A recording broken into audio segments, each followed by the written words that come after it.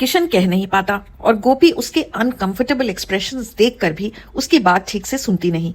इसी भरम भरम में दोनों शादी कर लेते हैं और उसके बाद खुलते हैं राज के पर्दे और खड़ा होता है एक बड़ा सा क्वेश्चन मार्क।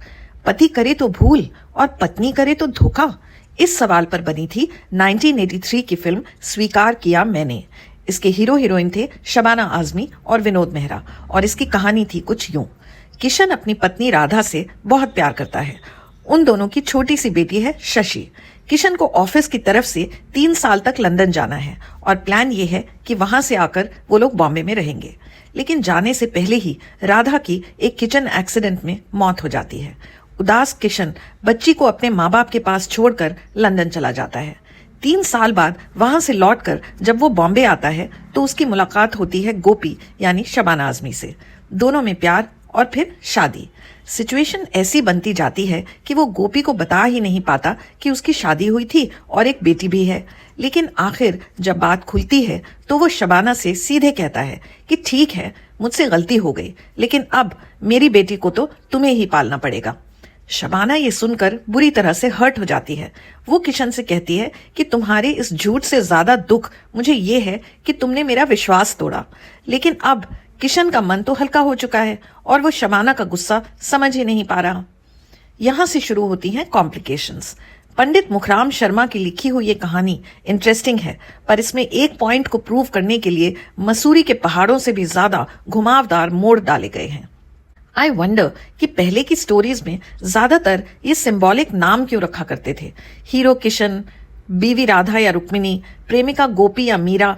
प्रॉब्लम वो भी नहीं थी। स्वीकार किया मैंने को ही लीजिए। इसमें राइटर को ये दिखाना था कि अंत में शबाना विनोद मेहरा को सबक सिखाती है, लेकिन वहां तक पहुंचने के लिए 3 लोगों की अननेसेसरी मौत और एक लड़के को लड़की बनाना पड़ा।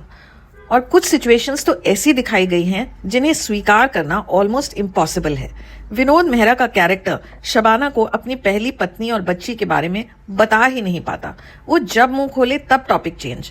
और तो और बीवी की मौत के तुरंत बाद वो लंदन चला जाता है 3 साल के लिए, लेकिन वापस आकर कहता है कि अपनी बेटी को मैं आराम से 5 या 6 महीने के बाद मिलूंगा।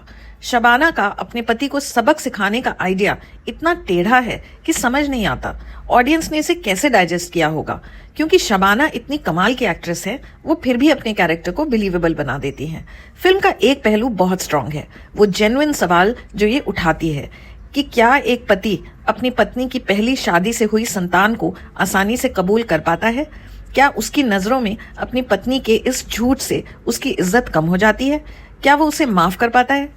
लेकिन अगर पति खुद ऐसा करे तो क्या उसे हक है कि वो अपनी पत्नी को सब कुछ आसानी से एक्सेप्ट करने पर मजबूर करे? शायद सिनेमा के थ्रू ये जरूरी सवाल उठा कर ही हमारे पुरुष प्रधान समाज में कुछ हद तक बदलाव तो आया है। लेकिन काश ये मैसेज देने के लिए जो कहानियां बुनी गई उनमें थोड़ा और लॉजिक लगाया गया होता। खैर, स्वीकार किया मैंने को आप सिर्फ और सिर्फ शबाना के डायलॉग और एक्टिंग की वजह से देखें तो आपको अच्छी लगेगी। इसका गाना अजनबी कौन हो तुम बहुत ही सुंदर है। फिल्म को डायरेक्ट किया था जहीर लारी ने, जो मोस्टली एक डायलॉग और स्टोरी राइटर थे। एज डायरेक्टर ये उनकी पहली और आखिरी फिल्म थी।